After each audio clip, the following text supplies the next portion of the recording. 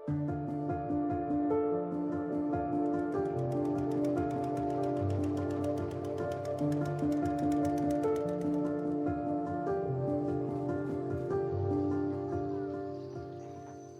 udah menjadi guru di Sepatin itu selama 2,5 tahun. Saya sebelumnya domisilinya masih di bagian Kutai Kartanegara juga, cuman beda kecamatan. Apa yang ada? Mengingat kita kan jaraknya ke desa Sepatin ini satu-satunya cara untuk kesini cuman by boat aja. Jadi termasuk kategori terpencil. Kalau kapal cepat biasanya akan makan waktu sekitar 1,5 sampai 2 jam. Sedangkan kalau kapal-kapal nelayan kita selama 3 sampai 4 jam. Keterbatasannya yang jelas dari segi infrastruktur itu nyata sekali. Kebutuhan dasar seperti kebutuhan akan air, kebutuhan akan listrik itu sulit terpenuhi di sini. Dan jaringan internet juga ya meskipun sekarang terbantu sebenarnya dengan adanya tower penyambung sinyal ya, tapi tetap saja itu nggak stabil gitu.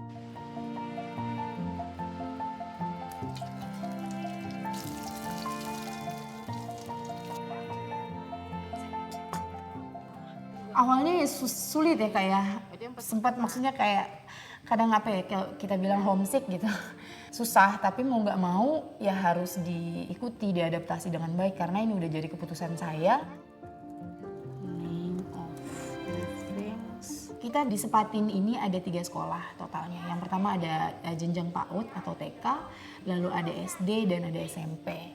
Hanya saja untuk SMA belum tersedia di Sepatin ya Kak. Jadi ketika anak-anak ingin lanjut mau tidak mau mereka harus keluar dari desa Sepatin. Tapi selain itu apa yang ada yang tidak hadir? Untuk perbedaan infrastruktur sekolah darat dan di sini jelas ya beda sekali. Sekolah kami misalnya kami tuh nggak punya yang namanya perpustakaan, lab bahasa kami tidak punya. Coba, a table. A table means biasanya kayak meja makan gitu. Yang nggak ada. Ya kalau menurut saya keterbatasan di daerah Sepatin ini tentu berpengaruh dengan kemampuan siswa, baik itu dari segi literasi maupun numerasi. Seandainya kita bisa kayak seperti jaringan, jadi anak-anak di rumah pun bisa belajar melalui itu.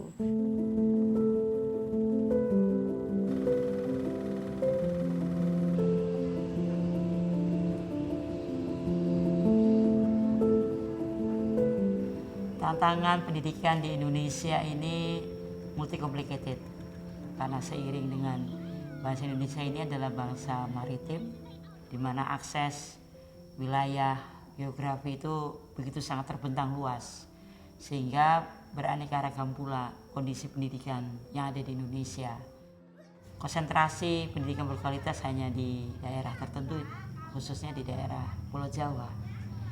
Kita tahu penilaian internasional terkait dengan literasi numerasi itu untuk bangsa kita ini masih tergolong sangat rendah. Sebenarnya kesenjangan mutu pendidikan itu bisa kita minimalisir sedemikian rupa dengan hadirnya teknologi informasi dan digital. Nah, jadi kalau gambarnya kaki kanan kamu harus pakai kaki kanan. Aku udah ngerti. Sudah pernah ya?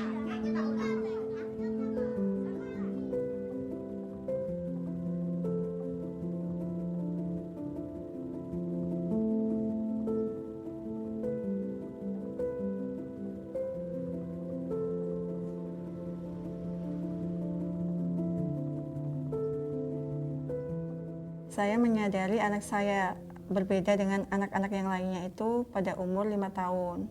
Saya masukkan ke TK 0 kecil itu. Bedanya anak saya itu nggak mau diem Pak, dia naik-naik meja. Terus sama temennya itu mukul, suka mukul-mukul, jambak. Bersihin, kasihan ya. Lapar ya Bu ya. Ya. Apa ya? Udah Om. Waktu itu saya mencari-cari tentang tingkah anak saya seperti ini, itu ciri-cirinya adalah anak yang autis hiperaktif itu. Waktu itu nggak mampu membawa anak ke terapi ke spesialis. Saya minder karena Anas kan banyak bertanya. Kalau sama orang nggak kenal aja, orang asing aja tanya-tanya terus. Kadang-kadang kan saya bilang, ya Allah saya tuh malu loh Nas kalau kamu tuh nanya kayak gitu tuh, kayak gitu. Kadang capek Tapi ya banyak bersyukur aja Pak. Dibalik anak kayak Anas mengajarkan saya ya memang ujian saya gitu. Harus benar-benar sabar. Kadang capek. Tapi kalau udah ngeliat anaknya, dia nggak pernah marah, nggak pernah tantrum dia.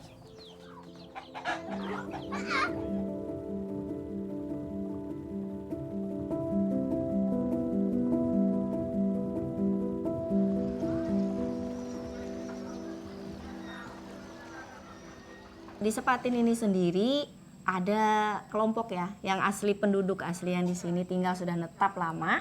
Ada juga yang dinamakan pendatang. Nah, nanti lombanya ibu minta kamu balapan. Tapi Ini ada satu murid saya yang bernama Dani. Anak ini orang tuanya pendatang yang merantau ke sini, kerja di sini. pilih yang mana? 3 atau 4? Oh, nomor 3. Iya, ini namanya persegi 4. Oke, selesai sudah ya. Sebelum di Sepatin kami tinggal di Sulawesi. Pekerjaan kami di sana, saya sebagai sopir. Gara-gara COVID-19 kan, jadi gaji saya menurun. Jadi saya pindah kemari ke daerah Sepatin untuk melanjutkan pekerjaan di sini sebagai rumput laut. Waktunya kedatangan kami di sini itu yang kami takutkan itu awalnya itu buaya. Berkeliaran dia. Berkeliaran daerah kami kan. Ya sebenarnya kalau saya sih ingin pulang pada waktu itu karena dambeta sudah kan ketika saya tahu awalnya ada buaya itu kan. Ya tapi lama kelamaan kan sudah terbiasa dengan keadaan di sini. Datangnya kita ke sini kan cuma datang untuk mencari rezeki lah. Terpaksa anak 2 ini kemarin sempat tunda setahun sekolah. Nggak sekolah kan masalah itu kendaraannya kan. Kadang juga anak ini sering bertanya kan sama saya kan, Bapak Daninya kenapa tidak disekolahin? Tunggu nak, Bapak cari jalannya dulu, Bapak baru di sini. Nanti insya Allah ada jalannya nak, tapi Bapak tidak tahu di mana.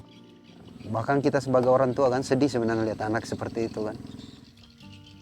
Alhamdulillah kan Ibu Om Caton yang bantu mengenai kendaraannya.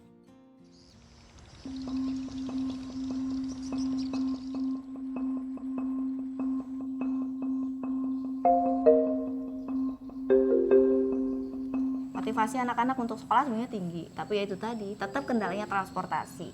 Karena dari yang tinggal di daerah Empang itu tidak bisa jalan kaki, mau nggak mau harus diantar menggunakan perahu. Sama seperti saya jadi pulang pergi diantar jemput oleh suami naik perahu, naik kapal. Kendalanya ya banyak, ya satu, dari mesin itu sendiri, kalau tiba-tiba mogok di jalan, atau pas cuaca hujan. Terus kendala yang kedua, selanjutnya lagi itu, namanya di jalan, ada tuh ya, namanya air ya, kita jadi takut nih, ada buaya enggak nih.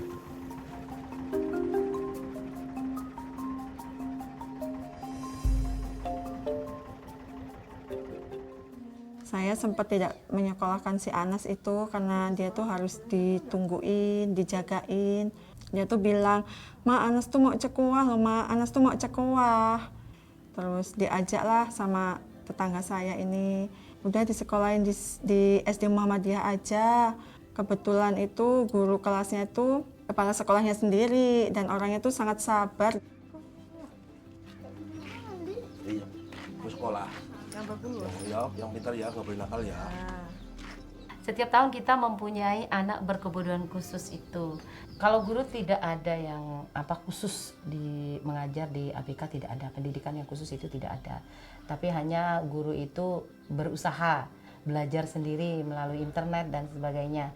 Tantangan mereka ya mereka semakin giat untuk mencari solusi bagaimana mereka untuk menghadapi dan cara bagaimana mereka bisa anak autis itu bisa bersama dengan anak-anak di dalam ruang yang sama tapi dengan metode pembelajaran yang berbeda.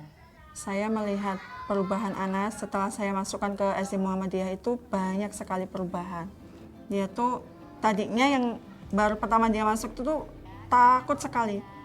Dia tuh masuk ke kelas aja nggak berani, dia sampai nangis mau minta ditungguin dekatnya gitu, sampai kayak jantungnya tuh berdebar-debar gitu. Terus waktu itu saya tungguin di dalam tuh 1 minggu paling saya tungguin. Setelah itu udah nggak ditungguin lagi, dia udah berani, udah.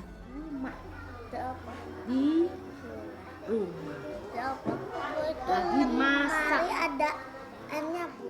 Di situ kan maksudnya guru-gurunya juga kan mengayomi gitu, ramah gitu, kayak Bu Ida itu kepala sekolah itu kan dulu kan yang megang itu waktu kelas 1-nya Anas itu. Dari tas. Kita harus berinovasi dalam hal pendidikan, itu sangat dibutuhkan, apalagi untuk masa generasi sekarang nih. Kalau kita tidak ikut atau istilah kata melek dengan teknologi, itu kita akan tertinggal.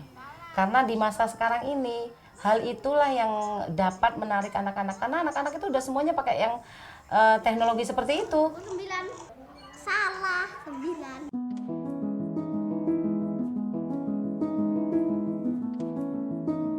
Keterbatasan teknologi informasi khususnya jelas mempengaruhi sekali. Jadi siswa-siswa kami itu bisa dibilang tariklah 2 tahun ke belakang gaptek sekali bahasanya. Sekarang udah semenjak ada internet dari desa itu sudah mulai jor-joran sekali, mereka terekspos dengan yang namanya handphone. Tapi sayangnya masih banyak lebih dominan dipergunakan untuk hal yang nggak seharusnya, seperti main games. Masih kurang edukasi bagaimana cara menggunakan media digital secara bijak, itu masih kurang. Akhirnya kesenjangan digital, gap infrastruktur kita dalam hal teknologi informasi ini menjadi problem yang harus segera kita bisa selesaikan.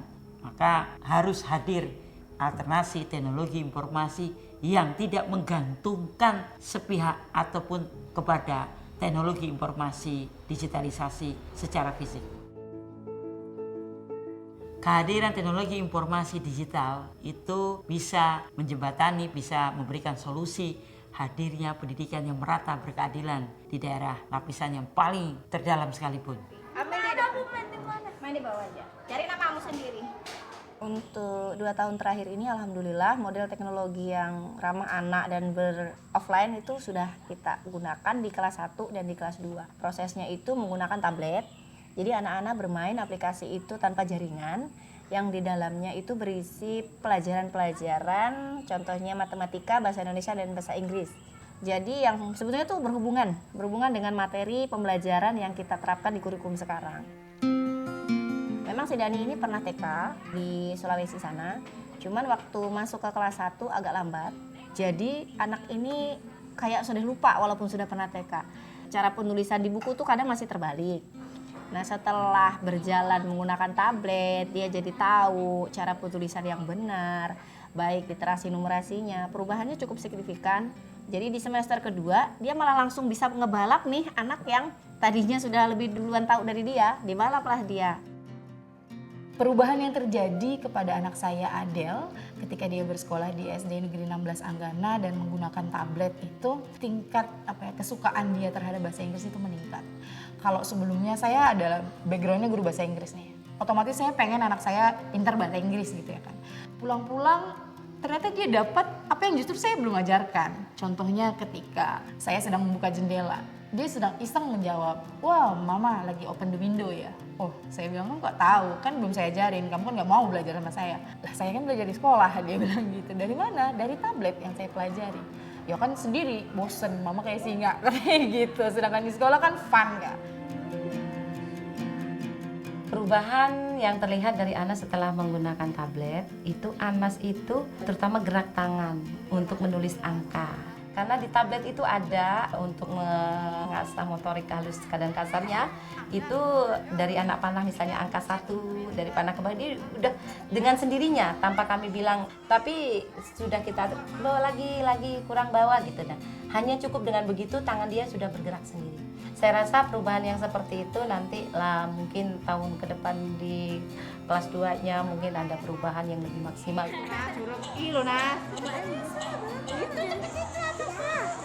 Belum.